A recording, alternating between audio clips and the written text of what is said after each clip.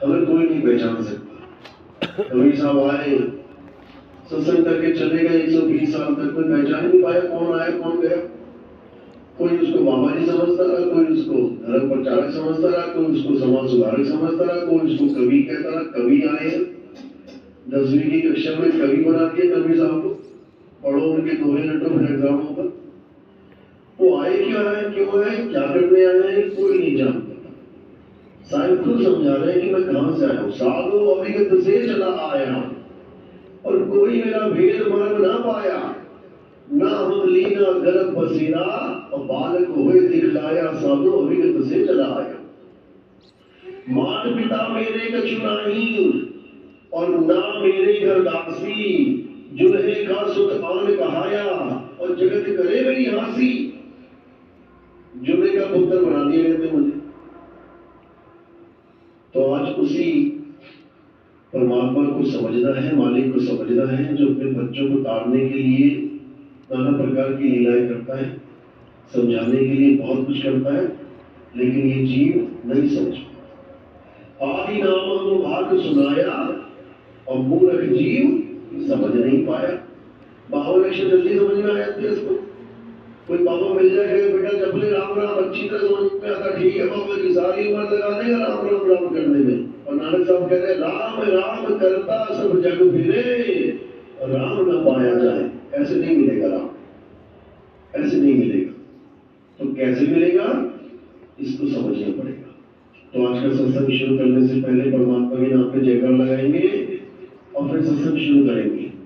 बोलिए परम पिता परमात्मा की, सतगुरुवंदी छोड़ कबीर साहिब की, सभी संतों की, सभी भक्तों की, आज के आनंद की, सकल सुमंत्री साहिब की। तो साहिब सारा खेल समझ के बता रहे हैं, जो समझ वो दिया जाएगा। जो 52 अक्षरों को समझ जाएगा कि क्या है ये 52 अक्षर, मैं क्यों राम राम जप रहा हूं, मैं क्यों श्याम श्याम राधे राधे जप रहा हूं, मैं क्यों अल्लाह अल्लाह वाहिगुरु वाहिगुरु जप रहा हूं, कारण क्या है। और कोई वस्तु पाने के लिए नहीं जप रहा। मुझे प्यास लगती है, कभी नहीं जपता पानी पानी पानी पानी। मुझे भूख लगती है, कभी नहीं जपता भोजन भोजन भोजन भोजन। मुझे पैसा चाहिए, कभी नहीं जपता पैसा पैसा पैसा पैसा।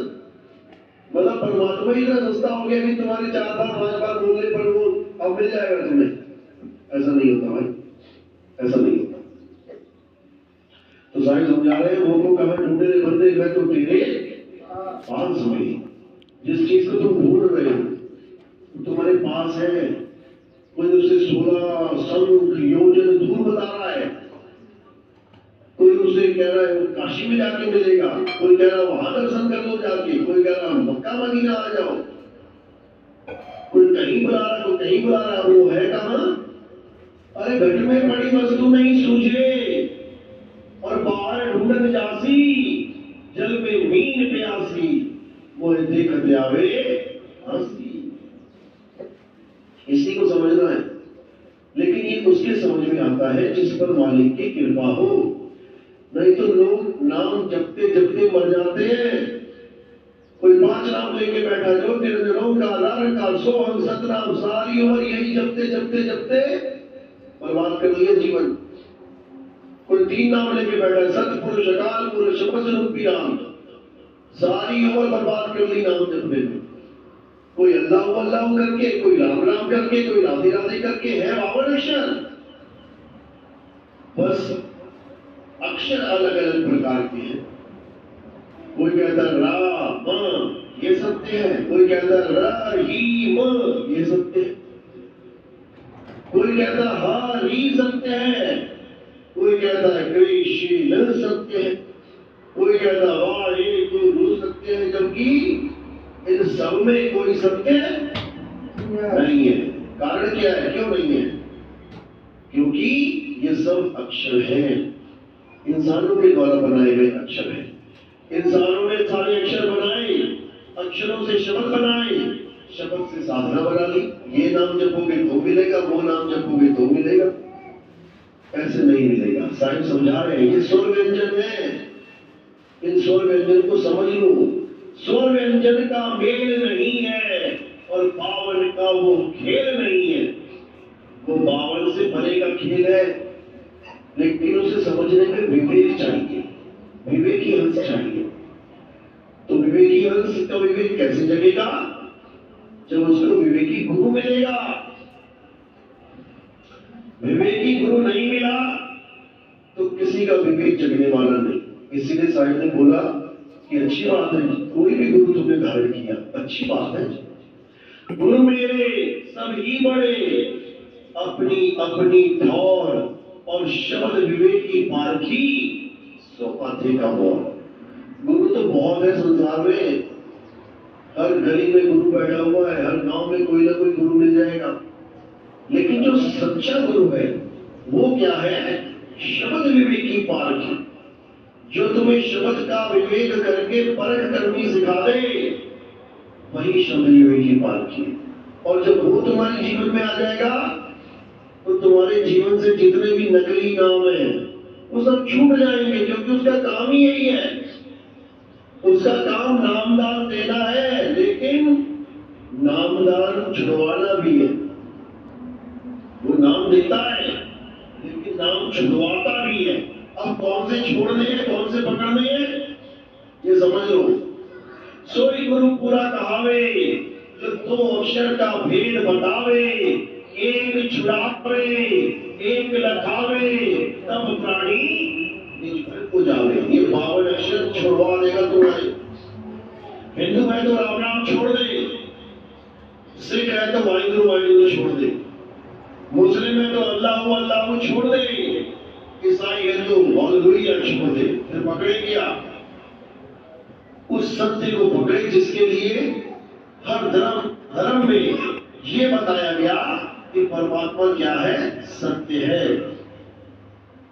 हिंदू में बताया गया ईश्वर सत्य है, सिखों में बताया गया सत्य ही श्री अकाल पुरख है, सत्य श्री अकाल। ईसाइयों में बताया गया गॉड इज ट्रुथ, और मुसलमानों में बताया गया हक्का करीम, यानी अल्लाह सत्य है। हक्का यानी हक यानी सत्य, कहते ना हक हलाल की रोटी खाओ, यानी सत्य की रोटी खाओ, असत्य से मत कमाओ।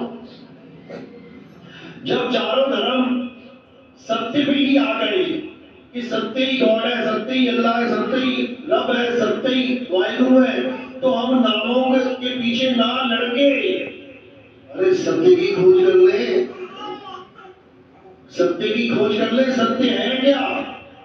उसके बाद सारे नाम उसी के हैं। पानी के नामों के पीछे लड़ने से कोई फायदा नहीं। कोई जल बोल रहा है, कोई पानी, कोई नीर, कोई दूर, करना क्या है?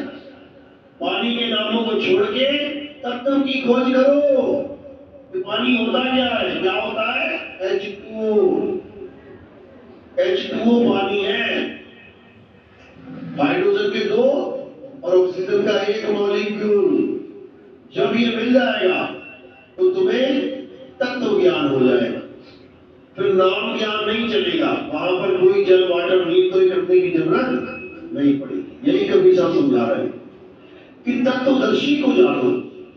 गीता में यही समझाया, अध्याय 4 34वां श्लोक है, अर्जुन जिस आत्मा का ज्ञान मैं तुम्हें समझा रहा हूं, अगर तुम इस आत्मा को जानना चाहते हो, अगर तुम इस असली परम तत्व को, सत्य तत्व को जानना चाहते हो, तो तुम ऐसे तत्वदर्शी संत के पास जाओ जो तुम्हें तत्व का दर्शन करवाए। तत्वदर्शी का मतलब होता है तत्वदर्शी, जिसके द्वारा तुम तत्वों को देखने में सक्षम हो जाओ। जैसे सूक्ष्मदर्शी, सूक्ष्मदर्शी क्या होता है?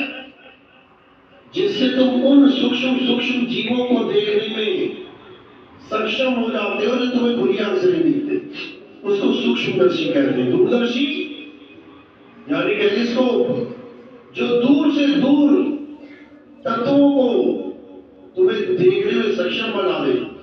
देखो दूरबीन से ग्रह देखते हैं लोग, जो आंखों से नहीं दिखाई देते, खुली आंखों से, वो दूर 100x 1000x की पावर, यानी 1000 गुना दूर चीज तो तुम्हारे सामने ऐसे नजर आएगी।